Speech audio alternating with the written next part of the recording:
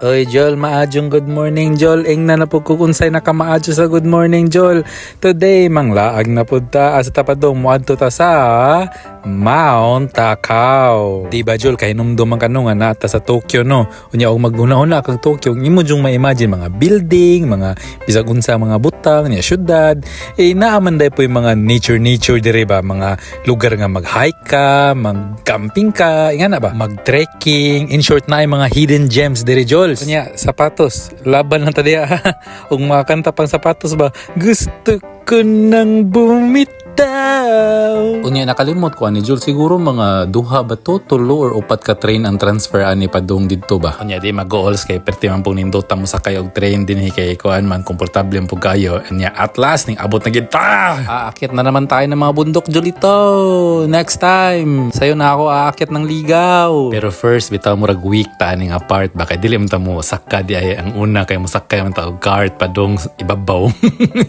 Ang plite sa cart kay 490 yen pero og back and forth imuhang ko ang sakyan mga 900 man siguro to. Unya natay map, tagaan ta nilag map kay guide ni og asa ka padung. Unya mo na ni Jol, mulin niya naka kay busakay naka ana anya naka-funny kay wala siya belt. Walay seat belt.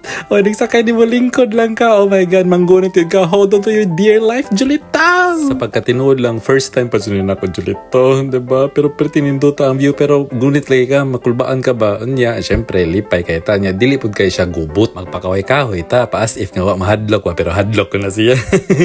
Nagpa-relax-relax. Pagintayin ka mo. Pero nanggunit, nagudguan na. Pero dili ka mahagbong yun nga ka ng kuhan. Unless og imong tuyoon. Kay bisan pag wala siya ka ng seatbelt bitaw or walay belt ka mo pugong nimo, ang iyang lingkuranan manggod kay pinascoop siya ba. So maunang iniglingkod nimo, makuan ka ba, mapasok ka sa lingkuranan ba. So dili ka mahagbong unless og magkiat ka diha. Unya nagtuo ko ingani ra siya. Oh my god, nagkaanam siya og kalawm. Nagtuo ko og ingato rang level sa iyang gilawmon bagikan sa akong tiil ba.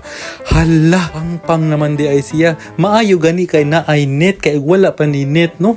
Siguro oh my god, malipong, nagsugod na gani kung kalipong gani, nagsugod na og singot ang akong kamot ba. Yan nagpaawa lang ta kay og magpadako sa akong kadlok mo samot ko. Basi makuyapan niya ta dinhi. Maayo lagi gani kay naa ni nga net ba kay siguro in case og naay mahagbong ba sayon ra i-rescue kay og wala ning net tagak yung kap na ini katagak nimo di nagi ka managad. Unya inig abot nimo naay conveyor belt so layat la ka diha nya dang exit so naay arrow exit ka diha. Di ba? Safe ra kay dali ra ba. Mao na ni ang part nga manakan na ta og bukid mga Julito. Unya kani bitang lugar kay daghan kay tao kay kanang kuan ba summer nya bakasyon bitaw pero naka-weird lang or naka-funny lang kay mingaw kay siya kanang wala gi magsaba-saba nga mga tao, wala gi magkiat. If gutomon ka Jol pananglitan wala ka magdaog baon or nakalimot ka sa imong tubig, sa imong pagkaon nasay nagkalain-laing mga restaurant dinhi. Ang ilang mga restaurant diri mga mingaw kayo kanang murag ning blend bitaw sila sa nature bitaw. Wow, ning blend sa nature. Musubi nya mind you nga given na nga if moari ka dinhi mag-hike ka diri ma-embrace nimo ang nature pero dili lang diha na human kay naay mga nagkalain-lain nga mga temples ug mga shrines nga naa sud sa lasang nya kana bitong sakto kay siya dinhi kay kana mingaw kay siya ba so maka-focus ki ka og ampo og pasalamat sa Ginoo. Nya diri sa Japan basta summer gani kana mga Japanese or mga foreigner hilig gid sila magsaka-saka sa bukid or mag-hiking sa lasang kay nganong init magud kaayo diri sa Japan gud so kani namugod sa ilawom sa mga kakahuyan so medyo bugnaw siya ba. Syempre, para ma-flex po dagila mga outfit kay limang ka mga mahalon kay na silang mga hiking equipment or mga outfit ba niya pang summer, di ba? Unya Diyos, at last nakasaka na kita sa pinakatuktok sa bukid.